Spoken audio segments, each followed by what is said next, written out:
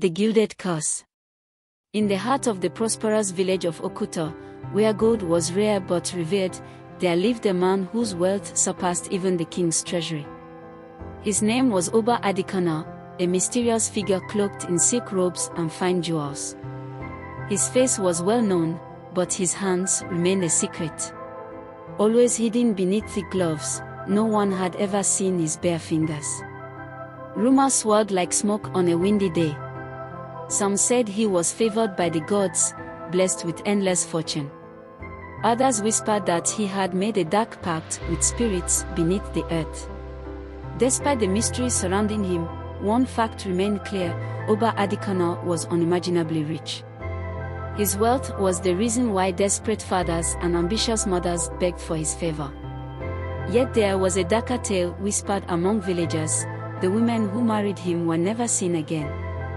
Their families only received generous parcels of gold, accompanied by letters insisting the women were happily living in distant lands.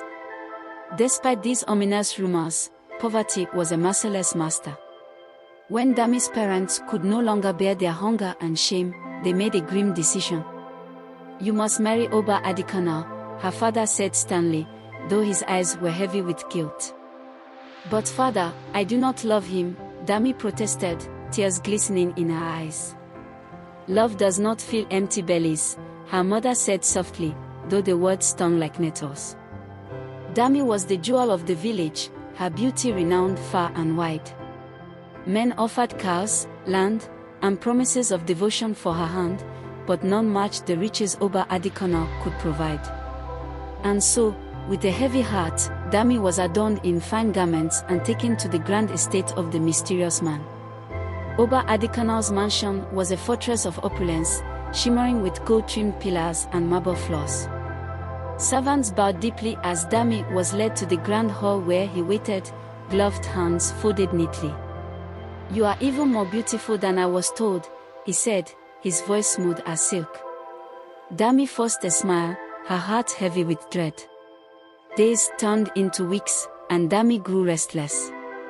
The mansion, though beautiful, felt like a gilded prison. Oba Adekunle was kind but distant, always careful never to remove his gloves. The more she observed, the more her curiosity burned. What was he hiding? One night, unable to sleep, Dami crept through the mansion's labyrinthine halls.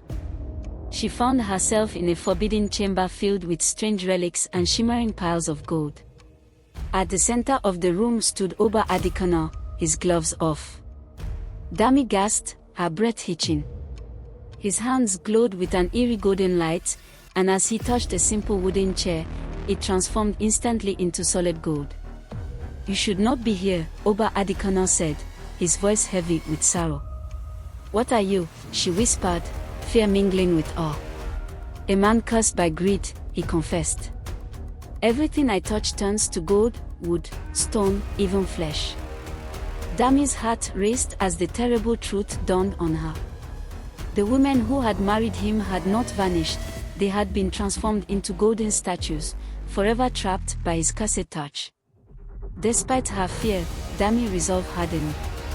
She was not willing to become another gilded trophy. "I can help you break this curse," she said with determination. Oba Adekunle's eyes flickered with hope. "No one has ever offered to help me before." Dami remembered tales of a wise seer who lived beyond the great forest. With Oba Adekunle's reluctant agreement, they embarked on a perilous journey to seek the seer's counsel. The seer, an ancient woman with eyes like burning coals, listened intently to their tale. "The curse can only be broken by a pure act of sacrifice," she said. "You must give up what you value most." Oba Adekunle's face darkened. His wealth had defined him for so long. Could he truly let it go?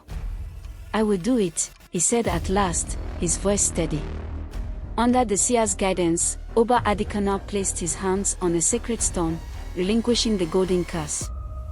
The mansion trembled, and the golden statues of his former wives shimmered and transformed back into living, breathing women. Dami watched in awe as life returned to their eyes. Back in Okuta, Oba Adekunle, now a simple man, knelt before Dami. I am free because of you, he said. Will you stay by my side, not as a prisoner, but as my true partner? Dami smiled, her heart light. Yes, but only if we live simply and honestly. And so, Oba Adekunle and Dami built a life founded on love rather than gold. The villagers, once consumed by envy, now spoke of their tale as one of redemption and true wealth, the wealth of love, courage, and freedom.